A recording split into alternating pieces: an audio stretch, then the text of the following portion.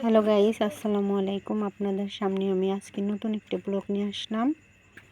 আজকে আমি হাঁসের মাংস চিতই পিঠা বানাবো। আমি কড়াইয়ের মধ্যে তেল, পেঁয়াজ কুচি, রসুন কুচি, তেজপাতা, দারচিনি, এলাচ সব কিছু দিয়ে দিয়েছি। এখন সুন্দর একটা কালার হয়ে আসছে। এখন আমি পানি দিয়ে দিব। পানি দিয়ে আমি সবগুলো মশলা, আদা বাটা, রসুন বাটা, জিরা বাটা, ধনিয়া গুঁড়ো, হলুদ গুঁড়ো সব কিছু স্বাদ মতো লবণ দিয়ে দিছি। আমি একটু কিছুক্ষণ কষিয়ে তারপরে মসুর গুঁড়ো দিয়ে দেবো। এটাই খুব সুন্দর কালার আসে। আপনারা একদিন দিয়ে বাড়িতে বাসায় দেখেন, অনেক সুন্দর একটা কালার আসে। এটা আমার দাদু শিখিয়েছে।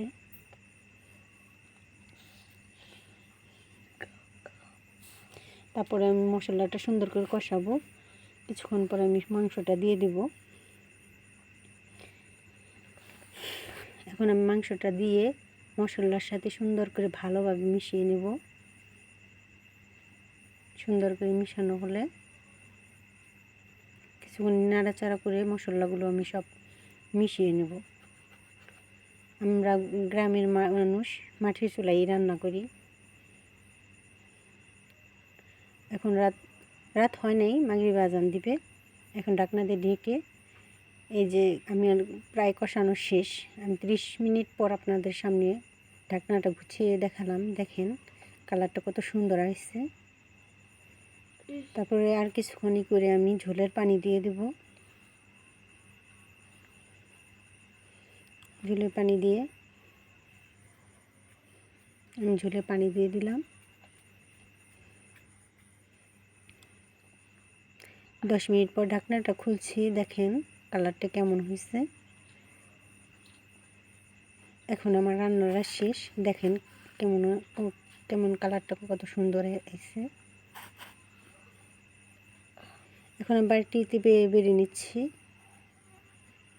কালারটা বেশি সুন্দর হয়নি, কিন্তু অনেক সুন্দর একটা কালার হয়েছে। আমি এখন চাউলের গুঁড়ো গুলে নিব।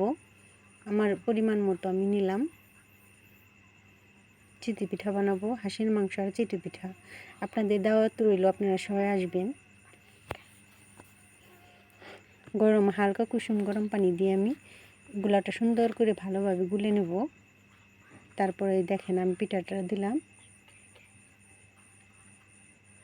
এখন ঢাকনা দিয়ে ঢেকে দিলাম।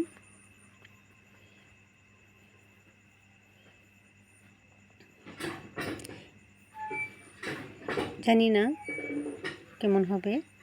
দেখেন পিঠাটা অনেক সুন্দরই হয়েছে। সবগুলো পিঠাই অনেক সুন্দর হয়েছে। মাশাআল্লাহ, অনেক সুন্দর হয়েছে। আপনারা শেয়ার কমেন্ট করবেন, আমাকে একটু সাপোর্ট করবেন, আমার পাশে থাকবেন। এখন আমি আমার ছেলের জন্য বেরিয়ে নিলাম।